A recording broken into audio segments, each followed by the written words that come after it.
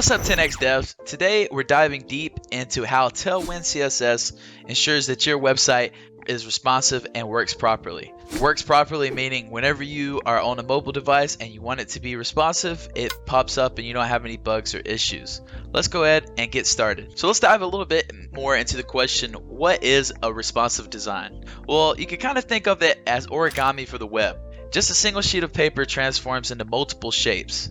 A website should mold itself to fit any screen as well. Websites that are responsive shape to fit the size of the resolution on the current device that they're being displayed on. With that being said, let's hop over and look at how we could do this with Tailwind CSS and just why Tailwind is so special for doing this with its mobile first approach. Alright, so we're over here on my coding environment and we have a couple pages pulled up. I'll have a link to the Tailwind docs in the description down below. Go ahead and click on it. If you don't know how to set up Tailwind, this is the installation right here. I'm not going to go in depth in that because this is more of a responsiveness video than installation, but I'll leave a link to this. If you start off on the home page, just go to docs, go to framework guides, and then go to Vite.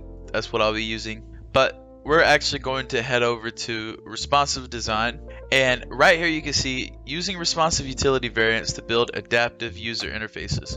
There's things called breakpoints, and what these breakpoints do is at certain resolutions from the bottom top approach, meaning that from 0 pixels all the way to 640 pixels, that's the small range. So anything within there that you apply with small, that thing will happen in this range. And then anywhere from the 640 to the 768 range, that thing will happen, and then so on and so on until you get to 2XL. You can actually also make custom breakpoints, which we'll get into actually a little bit later.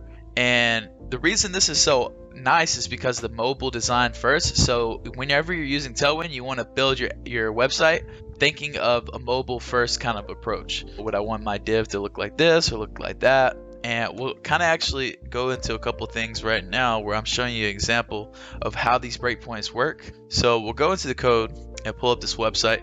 This is just a blank website where I have some little bit of information, but we're mainly focusing on this box right here, this green box, so that way we can kind of see how it reacts at different resolutions. Alright guys, so I have my developer tools set up right now, and I'm going to show you exactly how you can use these breakpoints. I'm going to show you the default ones, and I'll show you how to make your own custom one. Alright, so I'm in the Chrome developer tools. I'm using a dimensions of 414 by 896, right? By default, so whatever you set default onto your Tailwind. If you don't know how to use Tailwind, I'm not going to explain that in this video. You can check some of my other videos out. Maybe I have a topic on that, but I'm just going to show you where these breakpoints are and how they kind of work. Unless you make a custom one, anything from 0 pixels to the width of 640 is going to be default. So you don't have to actually specify, hey, I want this small. That's going to be after you reach the 640 pixel mark. So if I just save this, it's going to give me a margin on all sides of 4 pixels. So you see that? And then once you see, this is going to be for everything unless I specify at another breakpoint that I want something different. Maybe as we get a little bigger, we want to change the responsiveness. So as we get wider, we want maybe this to go to add some padding or something, right? So maybe at the small breakpoint, once we get to 640 width, so you'll say SM for small, colon, and then you'll add whatever you want to happen at the 640 width pixel mark. So maybe in this case, we want to add a padding of 4 on every side, right?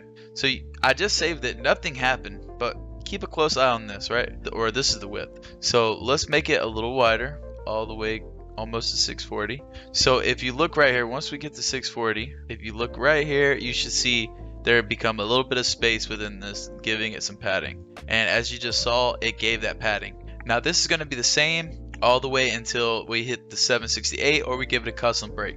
Same thing, let's say maybe at the large point we want more padding, right? Let's say maybe at large LG colon, same kind of syntax, and we're going to say maybe we want the padding to be 6 now. We want some more padding, and at large we want the font text dash white maybe, right? So we want the text to turn white and we want the padding to go up 2 pixels. So we'll save that. And remember, large is 1024 pixels. So we're just going to keep going until we go to 1024 pixels. And if you look kind of closely, I think I just did it, but you can see as right here, it's going to get some more padding right now. You see there's some more padding. And let's just up this padding amount so that way you can kind of tell. You see all that padding now? But if we go down one, it's going to go back to the padding of 4. You see that? Back up. And I don't think this is text white. I think this is white. No. Let's just say we want the text dash. No.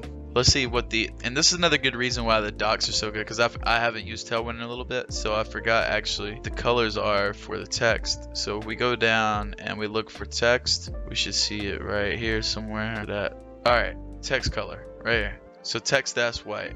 I was saying it right. Text dash white, and we'll change that at large. See, that's where we were messing up. So make sure you do this colon, and then we're gonna change that to text dash white. Save that, and should see this white text now. Boom. We'll go down one. It changed back to the 4 padding, but if we go back, now the text is white and the padding is 16. So we can also make custom ones, and I'll show you how we can do that right now. So if you head over to your tailwind config.js. All right, so if we go over here to extends on our Tailwind config, we type screens, and then we make another object. And inside of here is where we can actually give, so you would give a, whatever the key name is, that's what is basically replacing this keyword for small, large, etc. So here we'll just call it extra small. And let's just say on extra small screens, like once we hit the 320 pixel mark, we want our text to get a little bit bigger. So got to think this works from a bottom up approach. So the moment it hits 320 pixels, and let's go into our code somewhere and use this. So use this the same way. So let's go down to 320 pixels. Let's go a little under 320. Well, let's say we need some padding right now instead of making the text big. This is kind of what we need. So let's say on extra small, we will add padding of 2, right? So we're at 2, we're at 316 now. And right there you can see the padding. And I'll actually just up the padding. You see that padding right there? So that way you can see it. We go down one, all of the padding's gone. Go back. And then if we go to the 480, we can see that the other padding gets added. Well, actually, the extra small one is bigger than the small one, so we need to make this like 10 or something. 10's an option. Make sure too that you don't give it arbitrary or random, because Tailwind goes off of certain. So if we go to padding right here, you see that some of them don't actually have that number. So if you want to actually give it your own custom number, you could just do brackets like this, and if you look right here, you should see it change. All right, and yeah, so that's how you could give it basically your own kind of value. So you could do pixels in there, you could do rem, different kind of things like that. While Tailwind gives you the tools, remember the mantra, less is often more.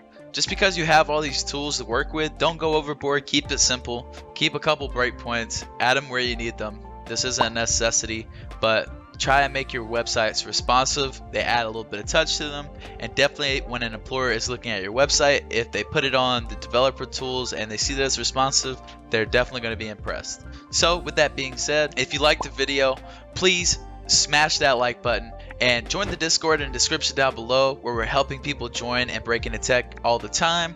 Don't forget to subscribe and follow me over on Kick in the description down below as well. And I'll see you guys in this video up here, where we're talking about some more coding stuff and getting better at coding and web development. And if you guys got any more things to add about responsive design or anything like that, put it in the comments down below. I'd be glad to hear it. Thank you, and I'll see you guys in the next one. To the next steps.